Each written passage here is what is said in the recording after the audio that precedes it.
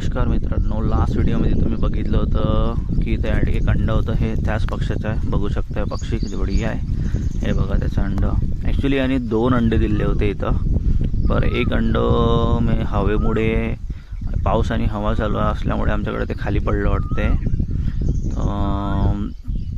ते खाली पडून तुटून गेलं. मी तुम्हाला दाखवतो, 1 मिनिट. हे बघा तुम्ही, खाली पडलं आहे ते अंड आणि पूर्ण फुटून गेलं आहे बिचारा. ते मी त्याचं खाली पडलं नाही पाहिजे म्हणून थोडं म्हणजे साईडला नाही का झाडाचंच पाल्याचं हे लावलं होतं. पण पक्ष्यांचं कसं असतं, त्यांना आर्टिफिशियल नेस्ट आवडत नाही. म्हणजे त्यांना स्वतः जे बनवतात त्यांनी त्यांच्यामध्येच ते वावरतात.